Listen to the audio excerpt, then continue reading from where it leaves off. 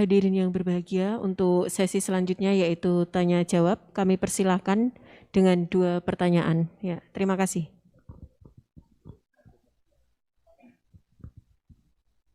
Mohon sebelum mengajukan pertanyaan untuk menyebutkan nama dan asal. Terima kasih.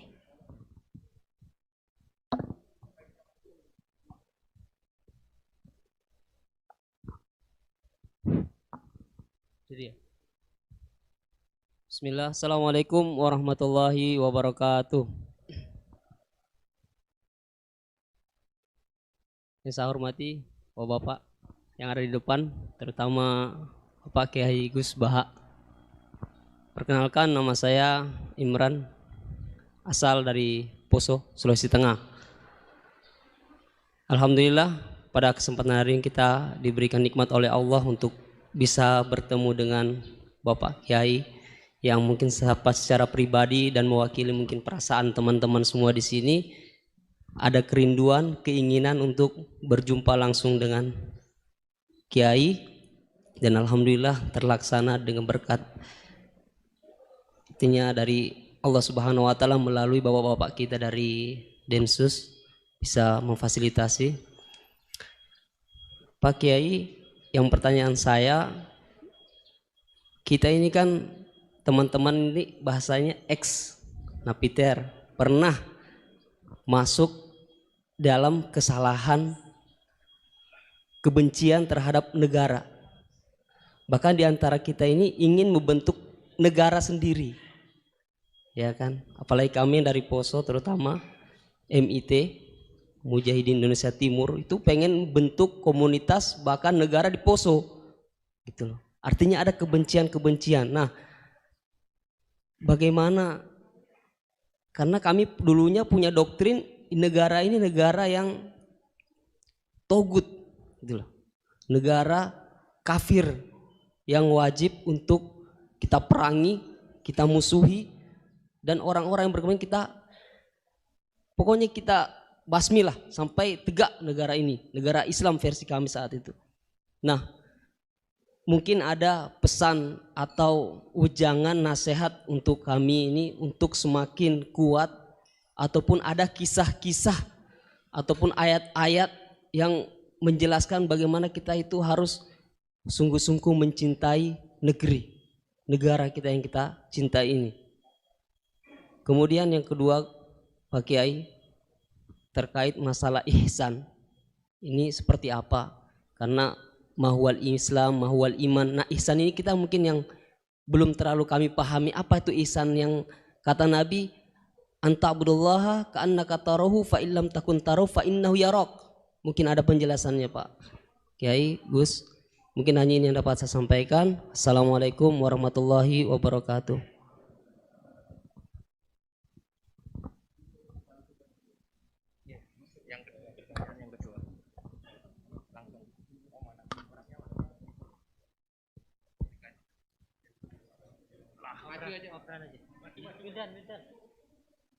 Maju atau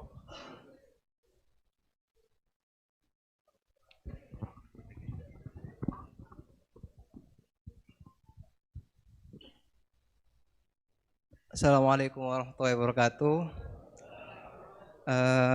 Nama saya Wildan dari Malang. Alhamdulillah hari ini bisa bertemu dengan Gus Baha, yang memang dari saya waktu di dalam udah ngikuti YouTube-nya pada masa itu. Dan di sini Gus mungkin terdiri dari banyak saudara-saudara kita yang dari berbagai tempat, berbagai karakter dan berbagai sifat. Nah, yang saya ingin tanyakan, bagaimana kita memupuk konsep persaudaraan tanpa memandang kepentingan duniawi. Karena kebanyakan dari kita bersaudara karena kepentingan, bukan bersaudara karena ya kita adalah saudara. Terus kemudian yang kedua yang ingin saya tanyakan itu, kita hari ini adalah mengalami degradasi moral yang luar biasa. Akhlak, sopan santun, nyaris sedikit demi sedikit hilang. Nah, bagaimana cara kita untuk memupuk agar generasi kita selanjutnya tetap berakhlak, beretika terhadap yang lebih tua, ataupun kepada sesamanya, ataupun kepada yang lebih kecil. Mungkin sekian dari saya. Assalamualaikum warahmatullahi wabarakatuh. Monggo, silakan maju sama yang tanya. Mas Wildan, di situ aja. Ada.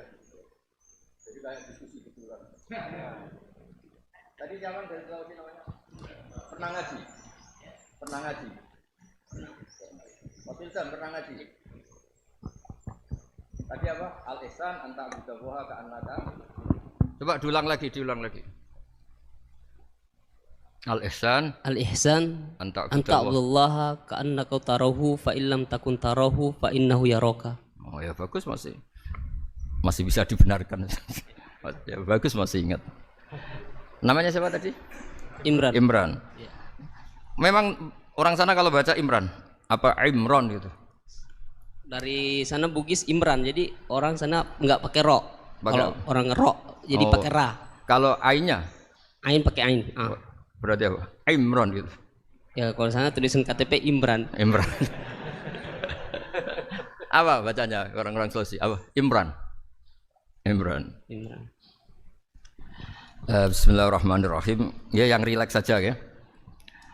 Saya pernah ketemu orang yang pakaiannya itu enggak, mungkin kalau orang syariat bilang enggak syar'i lah, pakai pakaian yang tidak syar'i, tapi dia muslimah, dia ke masjid.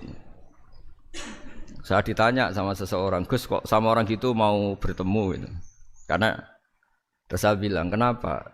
Dia pakaiannya enggak islami gitu. Oke, dia enggak pakaian islami itu nyata, tapi dia ke masjid itu islami, tetap sholat itu islami. Ketika dia ingin sholat dan tetap sholatnya pakai takbir, pakai rukuk, pakai sujud itu islami. Wong setelah di masjid ya pakai mukena, pakai. Kalau sama-sama nyata, Anda kan boleh ngingat sama-sama yang fakta. Gitu. Dia punya kesalahan dalam berpakaian, dia punya kebenaran dalam sujud, dalam rukuk, dalam ibadah. Dan itu tradisi Quran. Quran ya cerita fama ya'mal mithqala dzarratin khairan yarah wa may ya'mal mithqala dzarratin syarran yarah. Apa susahnya sih ingat dua-dua sisi itu? Sama bernegara atau bertetangga, kita bayangkan jangan bernegara dulu, terlalu luas, bertetangga saja ukuran. Karena nanti sama, bernegara sama bertetangga itu hadisnya sama. Kita di kampung itu ya ada masjid, dan orang-orang yang nggak sholat juga nyumbang masjid.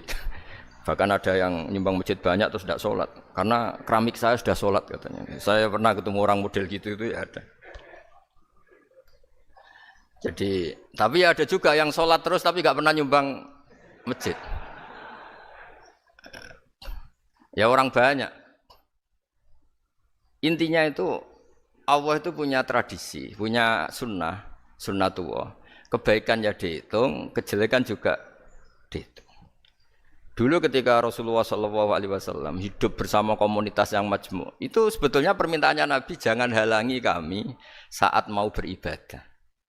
Dulu sampai perang karena mereka menghalangi. Sebenarnya problem mereka wa yasudduna an sabilillah, menghalangi. Sebenarnya kalau dulu saling toleransi ya enggak ada masalah. Artinya ketika Anda ingin sholat di Indonesia agak dihalangi, ingin pengajian enggak dihalangi, sebenarnya ini enggak ada masalah. Ya soal ada kebaikan, ada keburukan ya mulai Nabi Adam sampai sekarang sampai kiamat.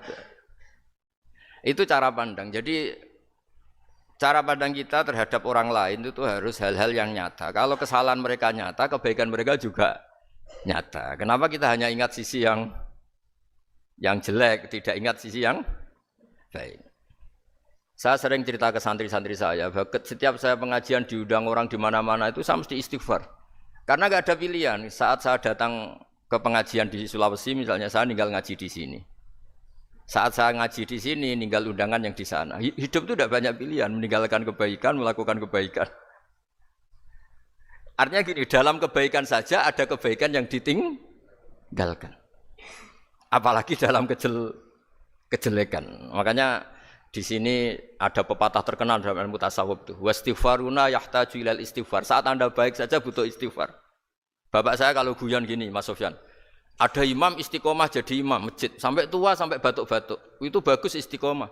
Tapi itu masalah kata bapak. Akhirnya nggak kaderisasi katanya. Itu istiqomah apa nggak mau diganti orang lain katanya. Ada kiai dai di mana-mana. Itu mesti orang muji, oh itu dai di mana-mana, laris nggak pernah di rumah. Pondoknya pasti bubar itu karena ditinggal. Jadi kebaikan seperti ada orang sering sowan kiai. Wah itu malah lebih masalah lagi kan. Kadang kiainya pas istirahat, yang disalamkan template uang jatah susu anaknya. Hari itu waya tagihan malah lari sowan kiai. Nah, harusnya di rumah ada berdoain tagihan listrik entah apa.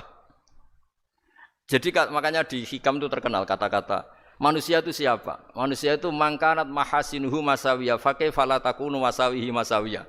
Manusia itu orang ketika baik saja salah, apalagi pas salah. Coba saya misalnya pidato begini, di atas panggung saya orang alim pidato nasihati orang. Di saat yang sama seperti yang tanya Mas Wildan tadi ada agak sopannya. Di situ ada mungkin orang yang lebih sepuh timbang saya. Masa lebih muda kok di atas? Yang di bawah lebih tua. Ada tidak sopannya? Mau nggak pidato disuruh, mau di atas disuruh, nggak sopan sama yang. Tapi misalnya yang paling sepuh pidato nggak pernah ngaji kok pidato terus gimana? Artinya ketika kita baik saja ada salahnya, apalagi pas salah. Sebab itu ajaran Rasulullah itu suruh berdoa Rabbana dzolamna anfusana. Sebelum minta itu merasa ya Allah kita ini mendolimi diri kita sendiri. Karena dalam pilihan-pilihan itu pasti ada salahnya.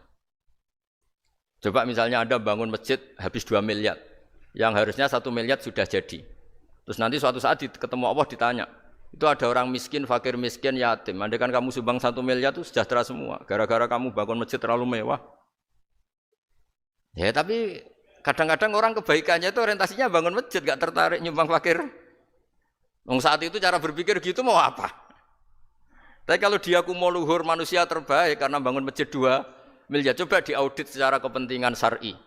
Penting mana dengan ngasih makan fakir miskin? Penting mana dengan menikahkan janda misalnya? Penting mana dengan pendidikan? Apa artinya masjid mewah orang nggak tahu halal haram, nggak tahu najis, nggak tahu cara sesuci, nggak tahu cara adzan yang benar. Terus penting mana untuk beli kitab sama dipakai masjid? Apa artinya beli kitab apa tapi nggak makan? Penting mana makan sama beli kitab? Ada auditnya. Makanya manusia itu ketika baik pun disuruh istighfar, apalagi ketika salah. Nah dengan perasaan seperti itu kebencian pada orang lain luluh karena potensi baik pada orang lain ternyata tinggi dan potensi salah ke kita juga tinggi. Nah dilatih gitu. Jadi di Ihya itu ada kitab tawadhu. Kitab tawadhu itu dilatih ketemu orang tua. Huwa aksaru ibadatan. Dia mesti ibadahnya lebih banyak karena lebih tua timbang saya. Pasti sholatnya lebih lama timbang saya. Ketika Anda sudah tua melihat anak-anak, huwa aqallu minni maksiatan. Mesti maksiatnya tidak banyak karena masih kecil. Terus ketika melihat orang fasik maksiat, la'alla wa yatubu alaih fa inna wa tawwabur rahim. Mungkin Allah memberi tobat, bisa saja. Umar itu ingin bunuh Nabi, tapi Allah memberi tobat. Yang sowan kiai saja tidak mesti dapat tobat. Umar ingin bunuh Nabi, tapi Allah memberi tobat. Akhirnya ya tobat jadi Islam yang baik. Dalam sejarah Wali Songo, Kalijogo sowan Sunan Bonang itu ingin garong. Tapi malah jadi muridnya jadi wali. Kalau Allah sudah menghendaki tidak ada ya. Perang Uhud orang Islam kalah itu karena panglimanya siapa? Khalid bin Walid. Tapi dia malah yang dapat hidayah. Nah sama orang yang sekarang Anda benci bisa saja Allah merencanakan ada apa? Hidayah di situ. Dan kita yang merasa benar jangan saja ada rencana Allah bikin kita su'ul khotimah na'udzubillah min dzalik kan tidak pernah tahu. Nah, dari tidak pernah tahu itu orang diusahakan tawadhu. Wa ma adri ma yuf'alu bi wala bikum, kita tidak pernah tahu. Makanya meskipun saya ini kiai terus kata orang banyak itu ketop. Kalau istighfar ya nangis betul ya. Cuma kan nggak perlu di depan umum. Nanti ada ke penampilan kan ribet kan nanti. Sudah nangis nggak ikhlas, nggak mutu. Ya gitu ya. Yang Mas Wildan tadi apa pertanyaannya diulang? Selain masalah akhlak tadi. Tentang bagaimana cara kita bersaudara tanpa memandang kepentingan duniawi. Nah ya makanya tadi saya bilang bernegara itu pakai hadis. Misalnya Nabi pernah ngendikan kamu itu punya 3 tetangga, yang satu punya 3 hak, yaitu dia tetangga kamu, dia seagama kamu, dia sesaudara kamu. Jadi ada 3 hubungan, seagama, sesaudara, dan tadi apa? Dia tetangga kamu, dia seagama dengan kamu, dia masih kerabat kamu. Terus ada tetangga yang punya dua hak, yaitu dia tetanggamu seagama dengan kamu tapi tidak sekeluarga dengan kamu. Terus ada tetangga yang punya satu hak, dia ada keluarga kamu, dia ada seagama dengan kamu tapi tetap punya hak karena itu tetangga kamu. Dan itu kata Nabi semuanya berhak kamu baikin karena ada hakul jar. Makanya dulu doa ada bil kubri itu ceritanya sederhana. Ada seorang perempuan Yahudiyah sowan Sayyidah Aisyah. Kalau sowan ya dikasih uang sama Sayyidah Aisyah. Padahal Yahudiyah. Ketika dikasih uang, terus si Yahudiyah tadi, semoga engkau diselamatkan dari siksa kubur. Zaman itu Sayyidah Aisyah belum dengar hadis tentang siksa kubur. Setelah Rasulullah datang, saya tadi diminta didoain, ya saya terima karena saya enggak percaya. Terus Nabi ngendikan itu benar adanya siksa kubur. Ketika komunitas Yahudi di Madinah itu puasa Asyura, Nabi coba tanyakan mereka, kenapa puasa Asyura? Padahal orang Yahudi. Oh, terus setelah ditanya, yaumun najjawahu fihi Musa, itu hari di mana Allah menyelamatkan Nabi Musa, kata orang Yahudi. Terus kata Rasulullah, nahnu ahaqqu bi Musa, saya juga berhak menghormati Musa. Kemudian Nabi puasa. Suatu saat lagi ada orang Yahudi datang, ya Rasulullah, ya Muhammad, manggilnya ya Abul Qasim karena orang Yahudi. Ya Abul Qasim, nanti nasib langit bumi ini di mana? Manusia yang sudah mati-mati di mana ketika bumi dihancurkan? Mayat-mayat yang sudah di kuburan di mana? Terus orang Yahudi tadi bilang, Inna woha wadu as-samawati ala dzih wal arodina ala dzih. Soalnya Allah itu bisa saja mengelola langit bumi yang sudah hancur gini-gini. Nabi itu tertawa-tawa. Dalam sebuah riwayat disebut hatta badat nawajidu. Tertawanya Nabi itu lepas sampai giginya kelihatan. Kata rawinya tasdiqan liqaulil khabri, karena Nabi membenarkan orang Yahudi tadi. Jadi intinya dalam banyak hal itu ya dicari kesamaan. Makanya kalau interaksi dengan kelompok lain kata Nabi la tusaddiquhum wa la tukadzibuhum. Kamu jangan mengiyakan juga jangan menolak. Kamu tolak jangan-jangan pas yang sama dengan ajaran kita. Kamu benarkan jangan-jangan yang tidak sama. Ya sudah, kalau enggak sependapat ya jangan ngambil sikap. Nah itu juga yang dipraktikkan Rasulullah SAW. Nabi yaqumu lailatan yuraddidu hadil ayat. Nabi pernah sholat 1 rakaat hanya ngulang 1 ayat.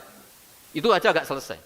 Yaitu ngulang-ngulang ayat. Fa'aqulu kama qalal abdus sholeh in tu'adzibhum fa innahum ibaduk wa in taghfir lahum fa innaka antal azizul hakim. Pun Gusti kula nyerah. Semua ini hamba jenengan, monggo jenengan napakno sing duwe jenengan. Intinya itu ini wilayah jenengan, ndak wilayah saya. Nah kadang-kadang kita sebagai manusia itu jumawa seakan-akan itu wilayah kita. Kita nyiksa terserah kita, mengampuni ya terserah kita. Padahal tidak milik kita. Dunia ini milik Allah Subhanahu wa taala. Makanya yang terakhir saya ijazahkan ijazah bapak. Bapak saya itu orang hafal Quran, alim tapi lucu, senengannya guyon. Kalau ngajarkan saya tauhid, tasawuf itu gampang. Hak kamu punya tetangga, punya Innova. Terus kamu berpikir, kamu miskin berpikir. Itu pajaknya saja berapa? Kalau apa itu bannya sudah halus itu gantinya kayak apa, kalau rusak kayak apa. Terus kata bapak, ngora melok duwe kok mikir, ndak ikut punya kok mikir. Terus coba kamu nggak ikut punya Alphard. Terus saya mikir, wah itu pajaknya berapa Pak Martinus, bisa dipakai beli motor kan, pajaknya apa? Alphard ini. Oh nggak ikut punya kok. Nah, dunia itu rawekmu, mbok pikir lah apa ono sing duwe. Maksudnya itu, dunia itu milik Allah, apa kamu pikir itu milik yang punya gitu. Nah, itu yang dimaksud dalam ilmu tasawuf, da'it tadbir fama qoma bi ghairuk la tuqimbihi nafsak. Sudah kamu tidak usah ikut campur, itu wilayahnya Allah gitu, karena wong ndak ikut punya kok ikut mikir. Anda benci orang, benci sekali karena dia tauhid misalnya. Jangan-jangan Allah punya rencana memberi hidayah dia. Atau Allah punya rencana dari dia keluar orang-orang Islam yang soleh. Makanya ketika malakul jibal, ya Rasulullah saya disuruh Allah, terserah engkau. In syi'ta an udbiqa alaihim al-akhshaban. Kalau engkau mau orang-orang yang mendustakan kamu saya hancurkan. Apa jawabannya Nabi? La, jangan. Bal arju ayyukhrijawah min aslabihim ma ya'budu wa la yusyriku bihi syai'an, itu di Bukhari. Enggak, bisa saja sekarang dia kafir, anak turunnya jadi Islam. Dan betul. Abu Jahal punya anak Ikrimah, Abu Lahab punya anak Darrah. Walid itu musuh besarnya Nabi, punya anak Khalid. Ya sudahlah, kita selalu berharap bahwa ini wilayahnya Allah. Sudah kita berharap. Agama ini bagi yang selalu punya harapan. Limangkan yarjuwoha, orang yang selalu punya harapan. Kita berharap tambah hari tambah baik, tambah damai, tambah kondusif, tambah segalanya baik. Dan saya seperti ini juga ingin ikhlas dan akan selalu ikhlas. Ya saya sering bilang kalau pejabat mau sini itu sering tak ngel-ngel. Saya ini sudah ingin Indonesia itu baik itu tanpa diminta. Kalau diminta itu malah seakan-akan saya belum melakukan. Kan? Sudah saya lakukan kok baru diminta. Karena ini wilayah kita semua, artinya ingin baik itu keinginan kita semua. Status kita. Kata Sayyid Zabidi dalam kitab Ithaf, keinginan baik itu syakhsiyatuk wa hakikatuk. Itu kamu sekali. Manusia itu kan kata Allah Ta'ala, saya pertama menciptakan manusia itu hunafa, orang yang berkeinginan baik. Baru digoda setan terus macam-macam. Jadi keinginan baik itu hakikatuk wa syakhsiyatuk. Itu kamu sekali. Ingin baik itu kamu sekali. Itu status kamu katanya. Makanya orang preman kayak apa, mabuk kayak apa, ada orang kecelakaan, pikiran pertama itu nolong. Itu yang normal. Soal ada kasus, pikiran pertama ngambil HP-nya itu 0,0%. Jadi pikiran pertama mesti nolong itu karena itu syakhsiyatuk wa hakikatuk. Nggih ngoten mugi-mugi barokah sedanten. Assalamualaikum warahmatullahi wabarakatuh.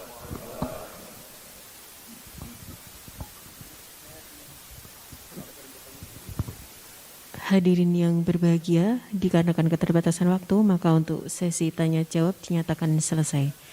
Dan dilanjutkan dengan doa, dimohon kepada Kiai Haji Happy berkenan untuk memimpin doa pada siang hari ini.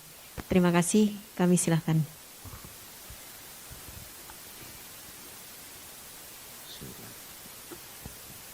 Bibarakatil Fatihah.